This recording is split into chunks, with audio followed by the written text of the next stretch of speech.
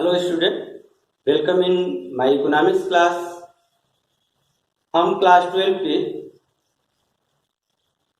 Micro economics पढ़ रहे हैं, जिसमें हमने चौथे चैप्टर की सीरीज शुरू की है। तो इस वीडियो में हम देखेंगे कुल संप्राप्ति क्या होती है, औसत संप्राप्ति क्या होती है, सीमांत संप्राप्ति क्या होती है और इनके बीच में संबंध क्या होता है। आइए देखते हैं। सबसे पहले संप्राप्ति की अवधारणा। संप्राप्ति की अवधारणा में हम देखेंगे कि संप्राप्ति कहते किसको है। संप्राप्ति को कुछ बुक्स आपने लिया होगा तो एनसीईआरटी में संप्राप्ति दिया हुआ है, कुछ बुक्स में आपको आय दिया हुआ है। इंग्लिश इसकी होगी रेवेन्यू। अब इसकी हम परिभाषा देख लेते हैं। फर्म की संप्राप्ति या आगम उसकी बिक्री से प्राप्त होने वाली कुल आय है, या इसको दूसरे शब्दों में कहें तो संप्राप्ति वह विक्रय राशि है जिसे फर्म अपना उत्पादन बेचकर प्राप्त करती है। बहुत सरल सी भाषा में हम समझ लें कि फर्म जो होती है अपने आउटपुट को सेल करके जितना इनकम जनरेट करती है उसे ही हम क्या कहते हैं, रेवेन्यू या संप्राप्ति कहते हैं। अब हम देखते हैं कि टाइप्स ऑफ रेवेन्यू अर्थात संप्राप्ति कितने प्रकार की होती है। इसमें हम देखेंगे संप्राप्ति 3 प्रकार की होती है। सबसे पहले टोटल रेवेन्यू,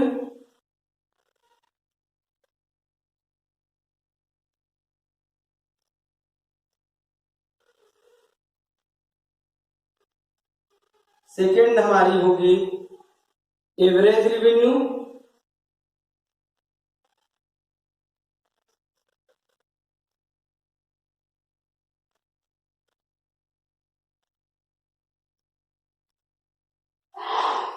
थर्ड हमारी होगी मार्जिनल रेवेन्यू।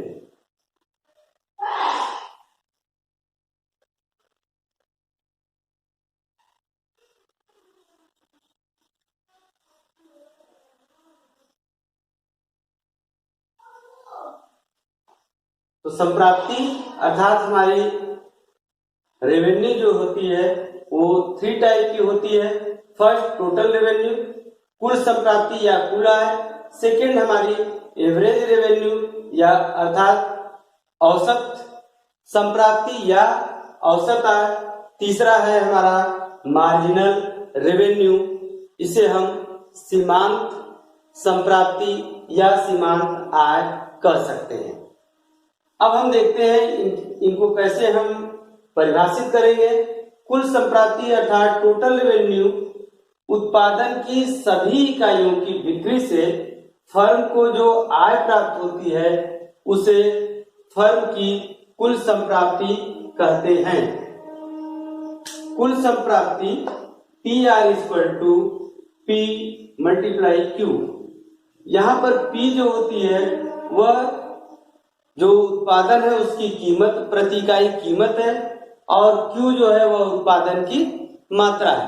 इसको एक उदाहरण से आप देख लेंगे कि अगर सपोज करिए कि कोई फर्म है जो 50 यूनिट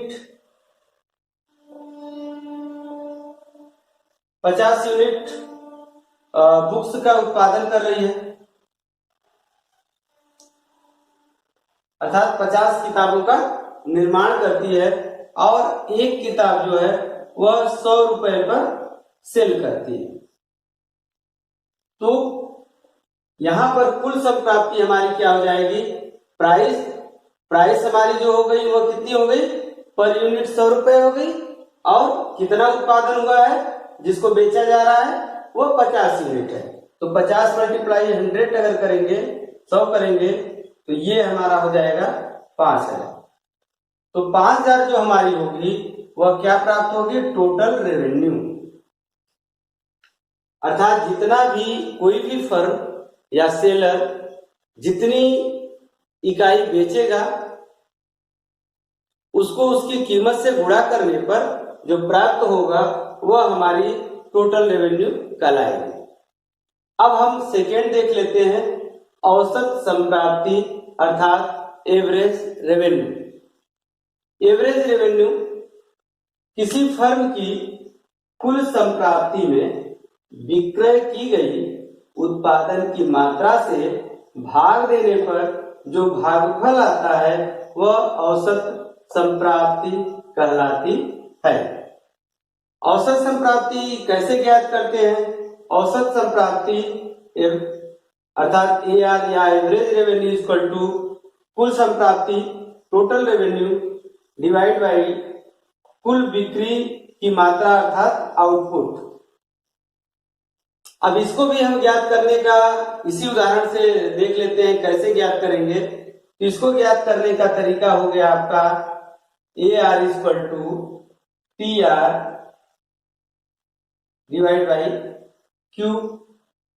अब TR यानी टोटल रेवेन्यू हमारी इस उदाहरण में कितना हुआ था? 5,000 रुपए। यानी वह उसने क्या किया था? 50 बुक्स बेच करके 5,000 रुपए उसकी जो है संप्राप्ति या टोटल आय प्राप्त हुई थी, कुल आय प्राप्त हुई थी। तो यहाँ इस उदाहरण में कुल संप्राप्ति या टोटल रेवेन्यू आपकी हो गई 5,000। अब टोटल रेवेन्यू में से इसने कितनी यूनिट सेल की थी? आउटपुट इसका कितना था? तो 50 यूनिट थी। तो यहाँ 50 से क्या करेंगे? हम डिवाइड करेंगे तो हमको यहाँ पर आंसर मिल जाएगा 100। तो एवरेज रेवेन्यू हमारी कितनी हो जाएगी? एवरेज रेवेन्यू हमारी 100 के बराबर हो जाएगी। अब हम देखते हैं कि मार्जिनल रेवेन्यू क्या होता है।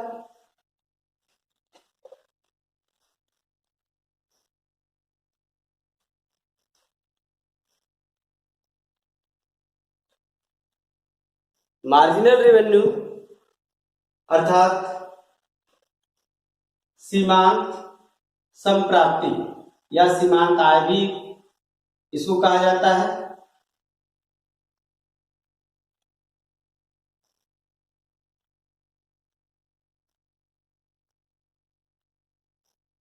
सीमांत संप्राप्ति।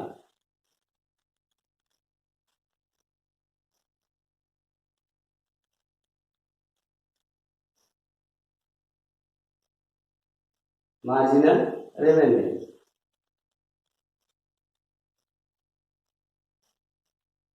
मार्जिनल रेवेन्यू या जब भी हम मार्जिनल या सीमांत की बात करते हैं तो मैंने पिछले वीडियो में भी बताया, जब भी मार्जिनल या सीमांत आ जाएगा तो हम कहेंगे 1 मोर यूनिट या 1 एडिशनल यूनिट।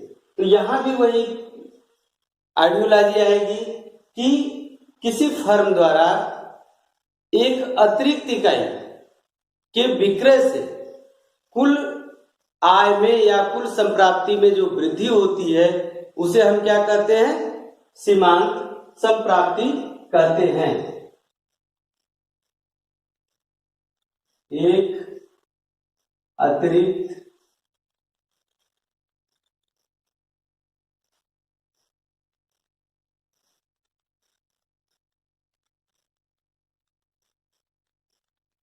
उत्पादन की एक अतिरिक्त इकाई के विक्रय से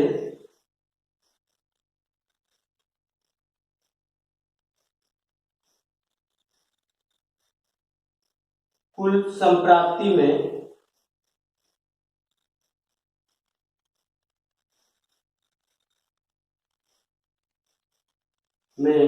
जो वृद्धि होती है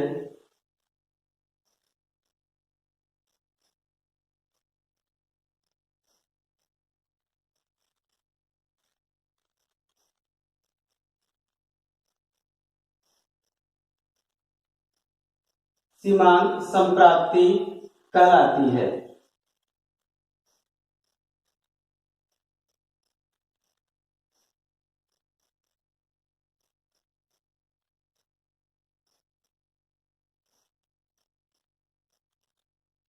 बहुत ही सरल परिभाषा है। अगर आपने इसके पहले सीमांत लागत या सीमांत उत्पाद को ध्यान में अगर आ रहा होगा आपको, तो सीमांत संप्राप्ति या सीमांत आय का तात्पर्य होगा कि 1 मोर यूनिट के सेल से फर्म की जो इनकम टोटल रेवेन्यू में ग्रोथ होगी वह क्या कहलाएगी? मार्जिनल रेवेन्यू कहलाएगी। अब मार्जिनल रेवेन्यू को हम अगर संक्षेप में एमआर कहें तो एमआर को निकालने का तरीका होता है कि TR N minus TR N minus 1, अर्थात जिस इकाई का आपको सीमांत संप्राप्ति ज्ञात करना है उस इकाई की टोटल रेवेन्यू में से उसके पहले वाली इकाई की सेल तक जितनी टोटल रेवेन्यू थी उसको माइनस करेंगे तो आपको मार्जिनल रेवेन्यू प्राप्त हो जाएगी। इसको भी एक उदाहरण द्वारा देख लेते हैं। जैसे हमने कहा था कि 50 बुक्स के सेल से हमें प्राप्त हो रहे 100 रुपए प्रति इकाई कीमत पर जब बिक्री की जाती थी तो हमारी टीआर प्राप्त होती थी कितनी? 5000। अब यदि हमको 50वीं इकाई का एमआर निकालना है, मार्जिनल रेवेन्यू निकालना है, तो एन इक्वल टू यहां पर क्या हो जाएगा? 50, राइट। अब 50वीं इकाई की मार्जिनल रेवेन्यू जो होगी वह टीआर एन यानी 50वीं इकाई की टीआर कितनी है? तो 50,000 हो जाएगा, 5,000 हो जाएगा। ये हो गया आपका 5,000। अब हम देखेंगे कि 50 इकाई से पहले अगर वो 50 इकाई न बेच करके 49 इकाई बेचता, केवल 49 यानी 49 बुक सेल करता, तो उसकी टोटल रेवेन्यू कितनी होती? तो अगर प्राइस को हम स्थिर मान लें, पूर्ण प्रतिस्पर्धा में प्राइस स्थिर रहती है। अभी हम इस पे विचार करेंगे कि अलग अलग मार्केट में इनकी प्रवृत्ति जो होती है वो अलग अलग होती है। तो फिलहाल अभी हम ये देख लेते हैं कि अगर पूर्ण प्रतिस्पर्धा है तो प्राइस इसकी फिक्स रहेगी। ऐसी स्थिति में ये जो हो जाएगा टीआर एन माइनस 1 यानी 50 माइनस 1 49वीं इकाई से के बिक्री से कुल संप्राप्ति जो होगी वो 49 मल्टीप्लाई 100 इक्वल टू होगा 4900, और अगर माइनस करेंगे इसमें से तो आपको मिल जाएगा 100। तो इस तरह से आप आसानी से कुल संप्राप्ति, औसत संप्राप्ति, सीमांत संप्राप्ति को परिभाषित कर सकते हैं और उनको कैसे निकाला जाएगा इसका सूत्र आप देख सकते हैं। अब हम ये देखते हैं कि अलग अलग मार्केट में इनकी दशा कैसी होती है, इनकी प्रवृत्ति कैसी होती है। अब हम पूर्ण प्रतिस्पर्धा में औसत संप्राप्ति और सीमांत संप्राप्ति का संबंध देखते हैं। अर्थात परफेक्ट कंपटीशन में टोटल रेवेन्यू, एवरेज रेवेन्यू और मार्जिनल रेवेन्यू में क्या रिलेशन होता है, इसको इस टेबल के माध्यम से सरलता से समझते हैं। इस टेबल में हमने पहले उत्पादन की इकाइयां ली है कि कितनी आउटपुट जो होती है वो सेल फर्म द्वारा की जाती है, फिर उसकी प्राइस लिया है और कुल संप्राप्ति का कारण, उसके बाद औसत संप्राप्ति, फिर सीमांत संप्राप्ति। टीआर औसत संप्राप्ति को अब हम एआर लिख दे रहे हैं और सीमांत संप्राप्ति को एमआर। फर्म की अगर ये सूचना है कि कितनी इकाई सेल हो रही है किस प्राइस पे, तो यहाँ पर आप देख रहे हैं कि पूर्ण प्रतिस्पर्धा की स्थिति में कीमतें दी हुई होती हैं इंडस्ट्री के द्वारा, उसमें फर्म कोई चेंज नहीं करती है। तो यहाँ पर 5 रुपए प्रति इकाई कीमत दी हुई है।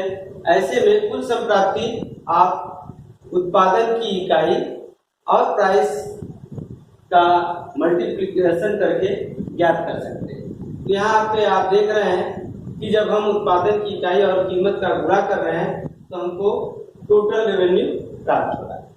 इसी तरह दूसरी इकाई का 2 5 10 हो जाएगा, तीसरी इकाई का 3 5 15 होगा। इस तरह हमने टोटल रेवेन्यू प्राप्त किया। अब एवरेज रेवेन्यू कैसे ज्ञात करेंगे? टोटल रेवेन्यू को हम किससे डिवाइड करेंगे? आउटपुट की मात्रा से। तो यहाँ पे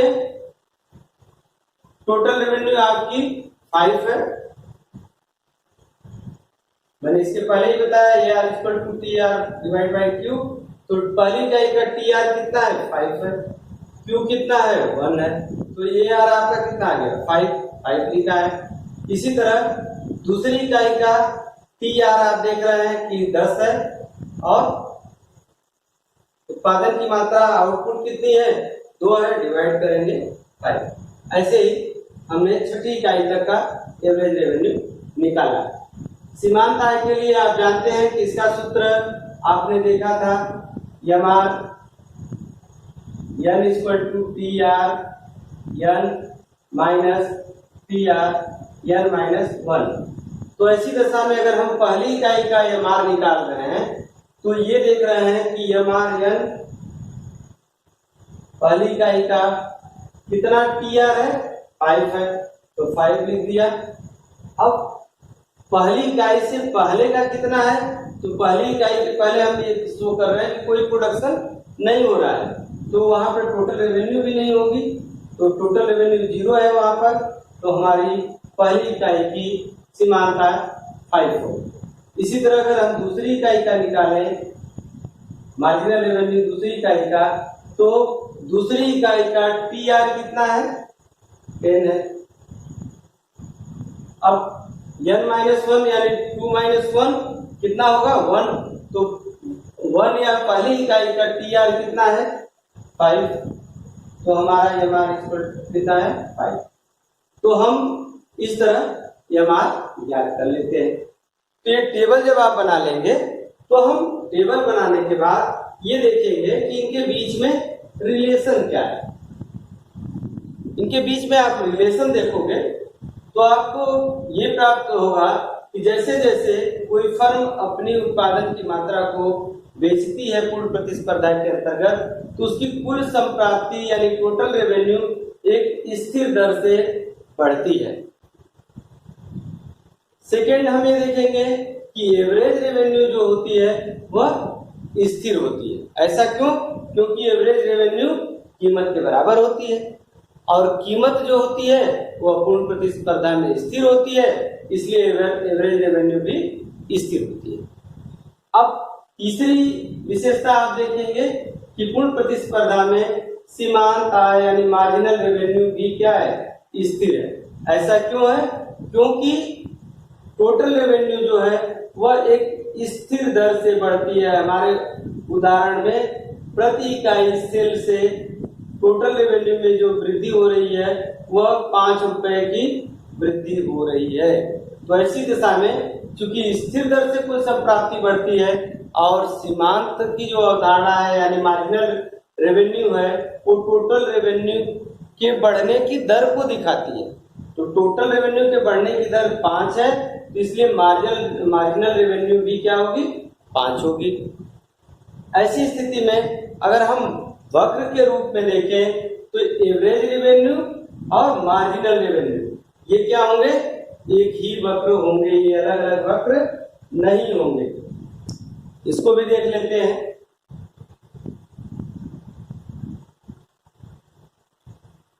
अगर हम x अक्ष पे क्वांटिटी को ले, आउटपुट को ले,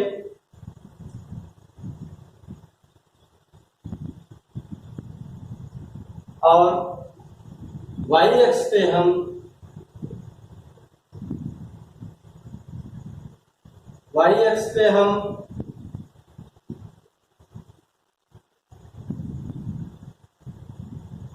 AR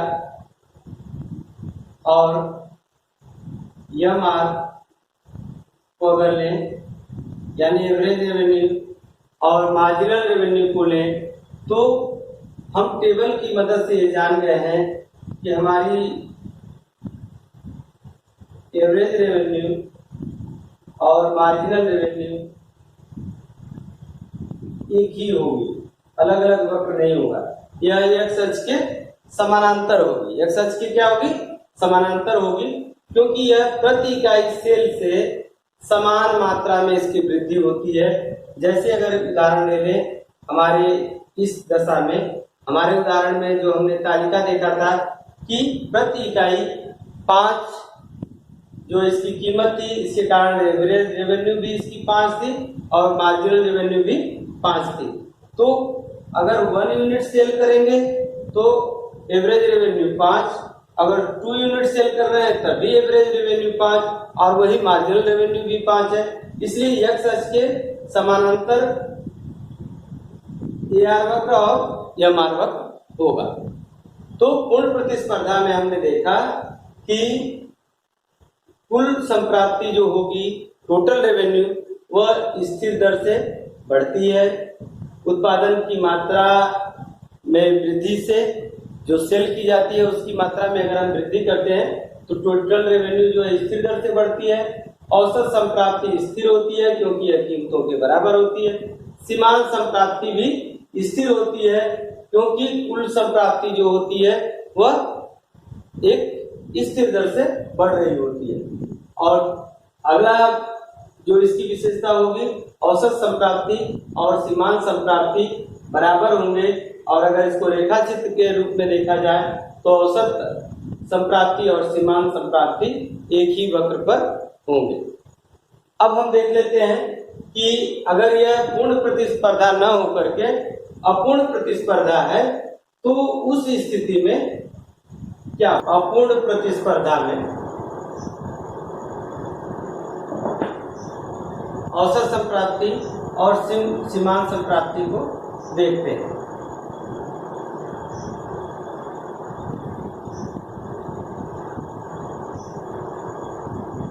अपूर्ण प्रतिस्पर्धा,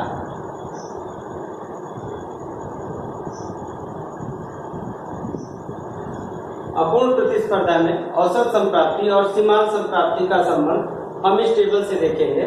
तो यहाँ भी हम उत्पादन की इकाइयां हमने लिया है पहले, फिर कीमत, कुल संप्राप्ति, औसत संप्राप्ति, सीमांत संप्राप्ति। पूर्ण प्रतिस्पर्धा और औसत संप्राप्ति में अंतर यह है कि पूर्ण प्रतिस्पर्धा में कीमतें इंडस्ट्री द्वारा दी हुई होती थी, फर्म का उन पर कोई नियंत्रण नहीं रहता था।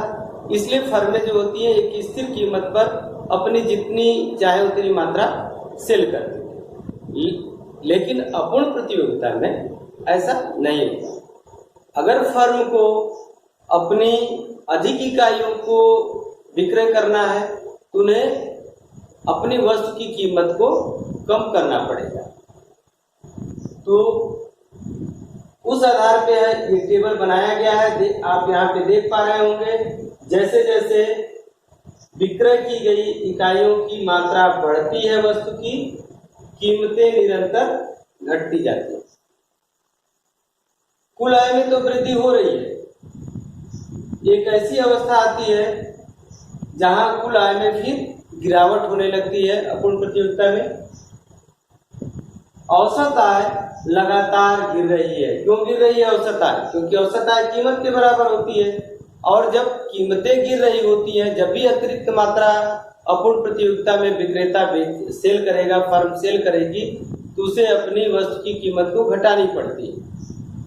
तो जब वस्तु की अधिक इकाइयों को बेचने के लिए कीमत में कमी करनी पड़ती है, इसलिए कीमत जब कम हो रही है तो औसत आय भी कम होगी, परिणाम स्वरूप सीमांत आय भी कम होगा। तो पहला आपका तो ये हो गया कि अपूर्ण प्रतियोगिता में अधिक इकाइयों की विक्रय, वस्तु की विक्रय की इकाइयों में वृद्धि होने पर वस्तु की कीमतें गिरती हैं। दूसरा पॉइंट हो जाएगा कि औसत आय और सीमांत आय भी गिरते हैं। तीसरा पॉइंट ये हो जाएगा आपका कि औसत आय और सीमांत आय में गिरावट होती है, परंतु औसत आय की तुलना में सीमांत आय में अधिक तीव्र गिरावट होती है। यहाँ पर आप देख सकते हैं कि यहाँ पे अगर 2 इकाई की गिरावट हो रही है तो यहाँ पे 4 इकाई की गिरावट हो रही है। यहाँ पर भी आप देख रहे हैं 2 इकाई की गिरावट हो रही है, यहाँ पे 4 की गिरावट हो रही है। तो इसी तरह नीचे की तरफ चले जाएंगे। तो आपने 3 पॉइंट देखा। चौथा पॉइंट ये आपका हो जाएगा कि औसत आय धनात्मक रहती है, औसत आय धनात्मक रहती है, परंतु सीमांत आय शून्य और ऋणात्मक और धनात्मक तीनों हो सकता है। फिर से रिवाइज कर लेते हैं। अपूर्ण प्रतियोगिता में विक्रय की गई इकाइयों की मात्रा में वृद्धि होने पर कीमत में कमी करनी पड़ती है। कीमत में कमी होने के कारण औसत आय और सीमांत आय दोनों गिरते हैं। तीसरा पॉइंट हो जाएगा, औसत आय की तुलना में सीमांत आय तीव्र गति से गिरता है। चौथा पॉइंट आपका हो जाएगा कि औसत आय धनात्मक होता है, परंतु सीमांत आय धनात्मक, शून्यात्मक और ऋणात्मक तीनों हो सकता है। तो इस प्रकार हमने देखा तालिका के माध्यम से कि अपूर्ण प्रतियोगिता में औसत आय सीमांत आय में क्या संबंध है। अब हम इसको चित्र के माध्यम से भी देख लेते हैं।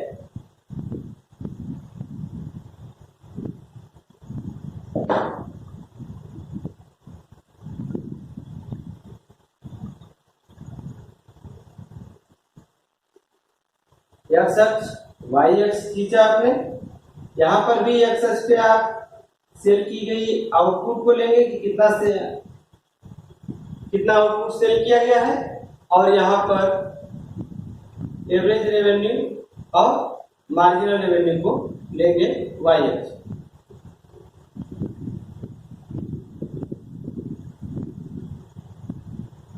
यहाँ पर आपने देखा अपूर्ण प्रतियोगिता में कि औसत आय क्या होती है, गिर रही होती है। ये हो गया आपका औसत आय। आप और एवरेज और मार्जिनल के रिलेशन को अगर अच्छी तरह समझे होंगे पिछले अध्याय में, तो आप जानते हैं जब भी एवरेज गिरता है तो मार्जिनल उससे तेजी से गिरता है। तो चित्र में मार्जिनल जो होगा वो एवरेज के नीचे होगा, राइट। तो इसमें आपने संबंध देख लिया कि अपूर्ण प्रतियोगिता में एवरेज और मार्जिनल दोनों में गिरावट होती है उत्पादन की मात्रा में वृद्धि के साथ साथ। सेकंड आपने देखा कि एमआर जो होता है यानी मार्जिनल रेवेन्यू एवरेज रेवेन्यू से तेजी से गिरता है। थर्ड, एवरेज रेवेन्यू जो होगा वह धनात्मक होगा, जबकि मार्जिनल रेवेन्यू जो होता है वह धनात्मक, शून्य और ऋणात्मक तीनों हो सकता है। यहाँ एक और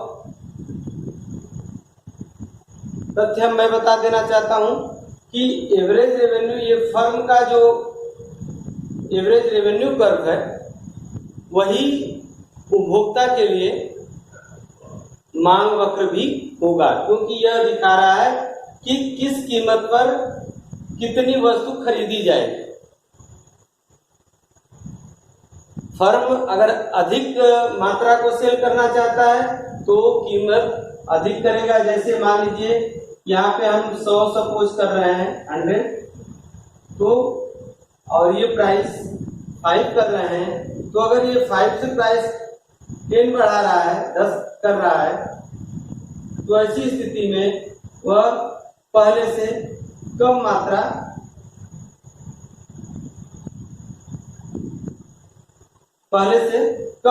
बेच पाएगा। अर्थात ये दिखा रहा है कि विभिन्न कीमतों पर वस्तु की कितनी मात्रा खरीदी जाएगी, इसलिए यह फर्म के लिए औसत आय वक्र है, लेकिन यह उपभोक्ता के लिए मांग वक्र है।